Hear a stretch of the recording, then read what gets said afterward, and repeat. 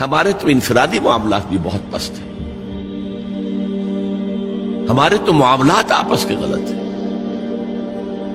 ہم تو جھوٹ اور دھوکہ اور فریب اور ملاوٹ اور خیانت اور غبن، اس میں تو ہم بہت ہائی مارکس جو ہیں سیکیور کر رہے ہیں۔ جارج برنارڈ شاہ نے کہا، میں جب قرآن پڑھتا ہوں تو محسوس کرتا ہوں کہ اس سے بہتر کتاب ممکن نہیں،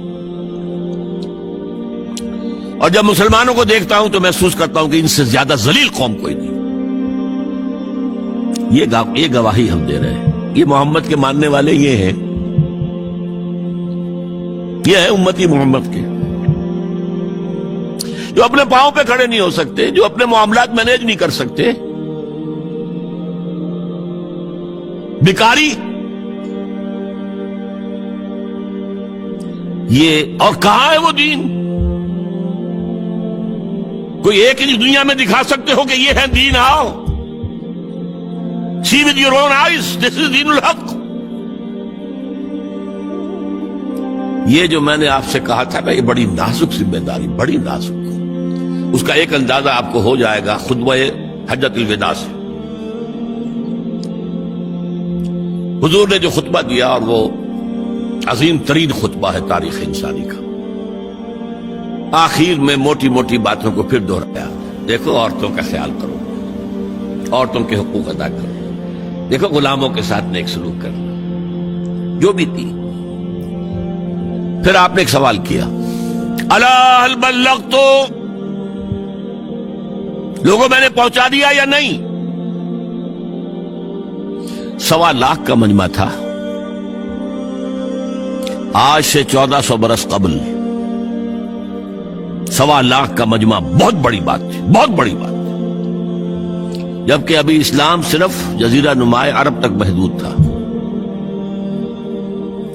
آج بھی پہلے کبھی ہو جاتے تھے 28-30 لاکھ بھی، ان مینیجیبل ہو رہا تھا معاملہ۔ اب سعودی عرب کی حکومت نے کو مینیج کیا، پابندیاں لگائی تو 20 لاکھ، یہی ہے نا، 1.25 لاکھ کا بند۔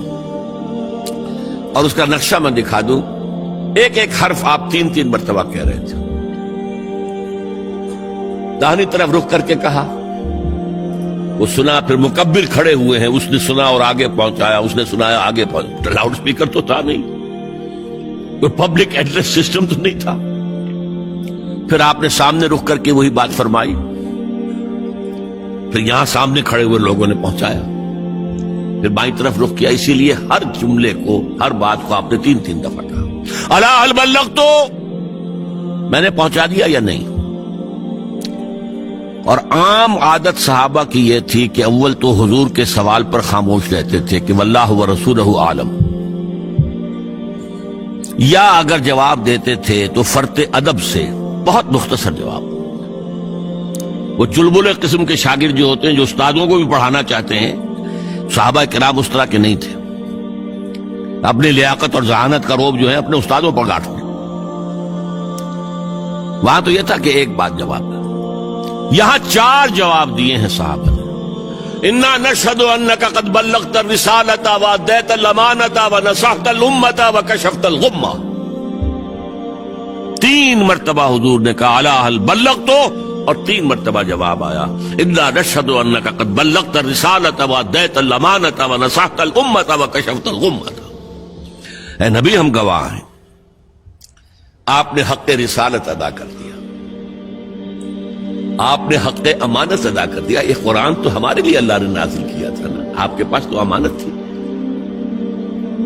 آپ نے امت کی خیر خواہی کا حق ادا کر دیا،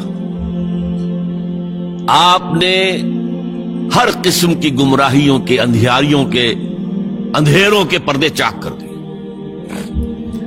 3 دفعہ یہ جواب لے کر انگشت شہادت سے اشارہ کیا آسمان کی طرف، پھر لوگوں کی طرف، اللہم اشہد، اللہم اشہد، اللہم اشہد۔ اے اللہ تو بھی گواہ رہے، یہ مان رہے ہیں کہ میں نے پہنچا دیا۔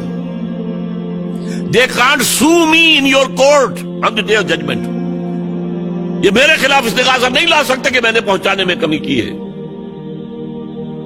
یہ مان رہے ہیں کہ میں نے پہنچا دیا۔ It was the sigh of relief جس کو کہتے ہیں 23 برس کی محنت شاقہ۔